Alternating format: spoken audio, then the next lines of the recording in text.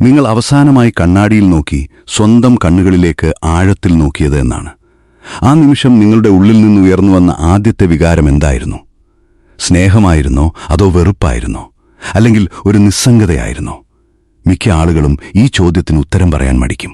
കാരണം അവരുടെ ഉത്തരം അവരുടെ ജീവിതത്തിലെ ഏറ്റവും വലിയ ദുരന്തത്തിന്റെ തെളിവാണ്. നിങ്ങൾ സ്വയം വെറുക്കുന്നു. നിങ്ങൾ അത് ഉറക്കെ പറയുന്നില്ലായിരിക്കാം. എന്നാൽ നിങ്ങളുടെ ഓരോ പ്രവൃത്തിയും, ഓരോ തീരുമാനവും, ഓരോ ബന്ധവും ഈ വെറുപ്പിന്റെ അടിസ്ഥാനത്തിലാണ് നിർമ്മിക്കപ്പെട്ടിരിക്കുന്നത്. സ്വയം വെറുക്കുന്നവർക്ക് ജീവിതം എന്തുകൊണ്ട് ക്രൂരമാകുന്നു എന്ന ചോദ്യത്തിന്റെ ഉത്തരം ഇതാണ്. ജീവിതം ക്രൂരമാകുന്നില്ല, നിങ്ങൾ നിങ്ങളോട് തന്നെ ക്രൂരമായി പെരുമാറുകയാണ്. ലോകം നിങ്ങളോട് പെരുമാറുന്നത് നിങ്ങൾ നിങ്ങളോട് പെരുമാറുന്ന അതേ രീതിയിലാണ്. ലൂയിസ് ഹേ എന്ന മഹാനായ ആത്മീയ അധ്യാപിക ഈ സത്യം വളരെ വ്യക്തമായി പറഞ്ഞിട്ടുണ്ട്. നിങ്ങൾ നിങ്ങളെ സ്നേഹിക്കാത്തിടത്തോളം കാലം ലോകം നിങ്ങൾക്കൊരു നരകമായിരിക്കും. നിങ്ങൾ നിങ്ങളെ സ്നേഹിക്കാൻ തുടങ്ങുന്ന നിമിഷം മുതൽ ആ നരകം പറുദീസയായി മാറാൻ തുടങ്ങും. ഇത് കവിതയല്ല, ഇത് മനഃശാസ്ത്രപരമായ ഒരു സത്യമാണ്. നിങ്ങളുടെ ആത്മാഭിമാനമാണ് നിങ്ങളുടെ ജീവിതത്തിന്റെ അടിത്തറ. ആ അടിത്തറ ദുർബലമാണെങ്കിൽ അതിന്മേൽ നിങ്ങൾ പണിയുന്നതെന്തും തകർന്നു വീഴും. നിങ്ങൾ സ്വയം വെറുക്കുമ്പോൾ എന്താണ് സംഭവിക്കുന്നത്? നിങ്ങളുടെ ഉപബോധ മനസ്സ് ഒരു പ്രത്യേക രീതിയിൽ പ്രോഗ്രാം ചെയ്യപ്പെടുന്നു.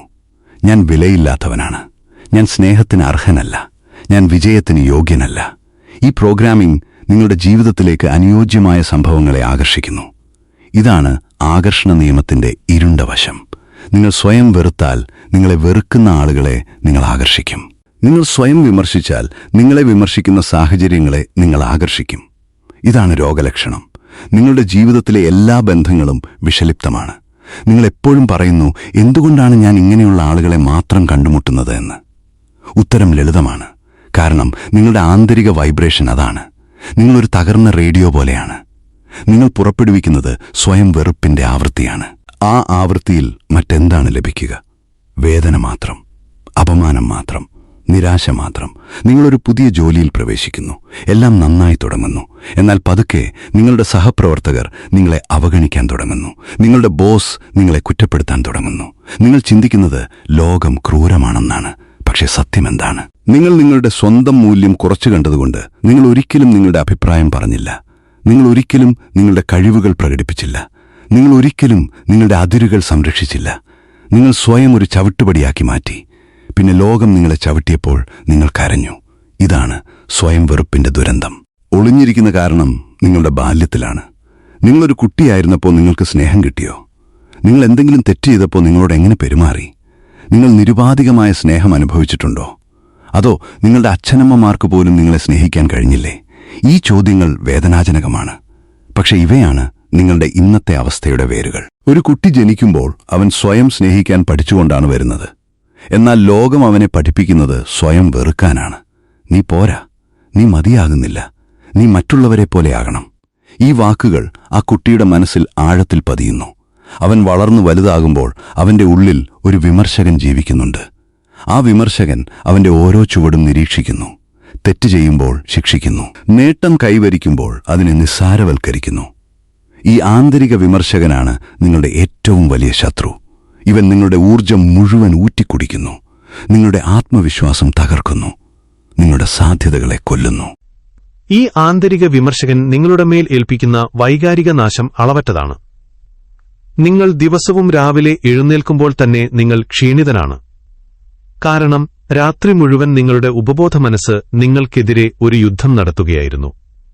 നിങ്ങൾ കണ്ണാടിയിൽ നോക്കുമ്പോൾ നിങ്ങൾ കാണുന്നത് ഒരു മനുഷ്യനെയല്ല, ഒരു കൂട്ടം കുറവുകളെയാണ്. ഈ കുറവുകളുടെ ലിസ്റ്റ് നിങ്ങൾ മനസ്സിൽ സൂക്ഷിച്ചിട്ടുണ്ട്.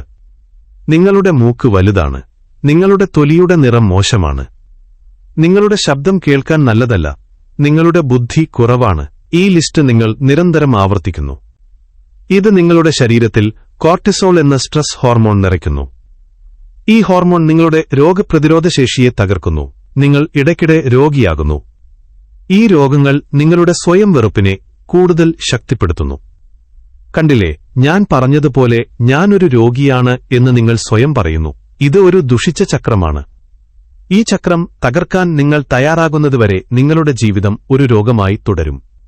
ലൂയിസ് ഹേ പറഞ്ഞത് എല്ലാ രോഗങ്ങളുടെയും പിന്നിൽ ക്ഷമിക്കാത്ത ഒരു മനസ്സും സ്വയം സ്നേഹിക്കാത്ത ഒരു ആത്മാവുമുണ്ടെന്നാണ്. ഈ വാക്കുകൾ നിങ്ങളെ ചിന്തിപ്പിക്കണം. പണത്തിന്റെ കാര്യത്തിൽ സ്വയം വെറുപ്പ് എങ്ങനെ പ്രവർത്തിക്കുന്നു? നിങ്ങൾ വിശ്വസിക്കുന്നത് നിങ്ങൾ ദാരിദ്ര്യത്തിന് അർഹനാണെന്നാണ്. നിങ്ങൾ സ്വയം സ്നേഹിക്കാത്തതുകൊണ്ട് നിങ്ങളുടെ സ്വന്തം കഴിവുകളെ നിങ്ങൾ വിലകുറച്ച് കാണുന്നു. ഒരു ശമ്പള ചർച്ചയിൽ നിങ്ങൾ ഒരിക്കലും നിങ്ങൾ അർഹിക്കുന്ന തുക ചോദിക്കില്ല. കാരണം നിങ്ങളുള്ളിലെ ശബ്ദം പറയും, നീ അത്രയും വിലയുള്ളവനല്ല എന്ന്. നിങ്ങളൊരു ബിസിനസ് തുടങ്ങുമ്പോൾ നിങ്ങൾ നിങ്ങളുടെ ഉൽപ്പന്നത്തിന് ശരിയായ വിലയിടില്ല. കാരണം നിങ്ങൾ വിശ്വസിക്കുന്നത് നിങ്ങൾ സൃഷ്ടിച്ചതിന് ഒരു വിലയുമില്ല എന്നാണ്. നിങ്ങൾ പണം സമ്പാദിക്കുമ്പോൾ പോലും നിങ്ങളത് സൂക്ഷിക്കില്ല. നിങ്ങളത് പെട്ടെന്ന് ചിലവാക്കും. എന്തുകൊണ്ട്? കാരണം നിങ്ങളുടെ ഉപബോധ മനസ്സിന് സമൃദ്ധി എന്ന അവസ്ഥ സഹിക്കാൻ കഴിയില്ല. അത് നിങ്ങൾക്ക് പരിചിതമല്ല. നിങ്ങൾ പരിചിതമായ അവസ്ഥ ദാരിദ്ര്യമാണ്. അതുകൊണ്ട് നിങ്ങളുടെ ഉപബോധ മനസ്സ് നിങ്ങളെ വീണ്ടും ദാരിദ്ര്യത്തിലേക്ക് തള്ളിവിടും. നിങ്ങൾ ലോട്ടറി അടിച്ചാലും കുറച്ചു വർഷങ്ങൾക്കുള്ളിൽ നിങ്ങൾ പഴയ അവസ്ഥയിൽ തന്നെ എത്തും. ഇതാണ് പണത്തിന്റെ മനഃശാസ്ത്രത്തിലെ ഏറ്റവും വലിയ സത്യം. നിങ്ങളുടെ സാമ്പത്തിക നില നിങ്ങളുടെ ആത്മാഭിമാനത്തിന്റെ ഒരു പ്രതിഫലനം മാത്രമാണ്. എന്താണ് ഈ ദുരന്തത്തിൽ നിന്നുള്ള മോചനം?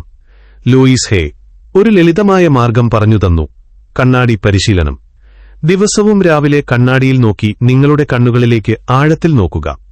എന്നിട്ട് നിങ്ങളുടെ പേര് പറഞ്ഞുകൊണ്ട് പറയുക: ഞാൻ നിന്നെ സ്നേഹിക്കുന്നു, ഞാൻ നിന്നെ അംഗീകരിക്കുന്നു. നീ എങ്ങനെയാണോ അങ്ങനെ തന്നെ ഞാൻ നിന്നെ സ്വീകരിക്കുന്നു. ആദ്യം ഇത് ചെയ്യാൻ വളരെ ബുദ്ധിമുട്ടായിരിക്കും. നിങ്ങൾക്ക് കരച്ചിൽ വന്നേക്കാം, ദേഷ്യം വന്നേക്കാം, നിങ്ങളുടെ ഉള്ളിലെ വിമർശകൻ ഉറക്കെ ചിരിച്ചേക്കാം. എന്തൊരു വിഡ്ഢിത്തമാണിത് എന്ന് പറഞ്ഞേക്കാം. എന്നാൽ നിങ്ങൾ ഈ പരിശീലനം മുടങ്ങാതെ തുടരുക. 21 ദിവസം തുടർച്ചയായി ചെയ്യുക. നിങ്ങൾ കാണും നിങ്ങളുടെ ഉള്ളിൽ ഒരു മാറ്റം. ആ മാറ്റം നിങ്ങളുടെ ബാഹ്യലോകത്തും പ്രതിഫലിക്കാൻ തുടങ്ങും. കാരണം നിങ്ങൾ നിങ്ങളുടെ ആന്തരിക വൈബ്രേഷൻ മാറ്റിക്കഴിഞ്ഞു. ഇനി നിങ്ങൾ പുറപ്പെടുവിക്കുന്നത് സ്വയം സ്നേഹത്തിന്റെ ആവൃത്തിയാണ്. ആ ആവൃത്തിയിൽ സ്നേഹമുള്ള മനുഷ്യരും അവസരങ്ങളും മാത്രമേ നിങ്ങളിലേക്ക് ആകർഷിക്കപ്പെടൂ. ഈ മാറ്റം നിങ്ങളുടെ ബന്ധങ്ങളിൽ എങ്ങനെ പ്രതിഫലിക്കും? നിങ്ങളിപ്പോൾ മറ്റുള്ളവരിൽ നിന്ന് അംഗീകാരം തേടി അലയുന്നില്ല. കാരണം നിങ്ങൾ സ്വയം അംഗീകരിച്ചു കഴിഞ്ഞു. ഈ സ്വാതന്ത്ര്യം നിങ്ങളെ വളരെ ആകർഷകനാക്കുന്നു. മറ്റുള്ളവർ നിങ്ങളെ ബഹുമാനിക്കാൻ തുടങ്ങുന്നു. നിങ്ങളുടെ അതിരുകളെ ലംഘിക്കാൻ ആരും ധൈര്യപ്പെടുന്നില്ല. കാരണം നിങ്ങൾ നിങ്ങളുടെ അതിരുകൾ വ്യക്തമായി വരച്ചിട്ടുണ്ട്. വിഷലിപ്തമായ ബന്ധങ്ങൾ സ്വയമേവ ഇല്ലാതാകുന്നു. കാരണം ആ ബന്ധങ്ങൾ നിലനിന്നിരുന്നത് നിങ്ങളുടെ സ്വയം വെറുപ്പിന്റെ ഊർജം കൊണ്ടാണ്. ആ ഊർജമില്ലാതായപ്പോൾ അവയ്ക്ക് നിലനിൽക്കാൻ കഴിയാതെയായി. പകരം ആരോഗ്യകരമായ ബന്ധങ്ങൾ വന്നുചേരുന്നു.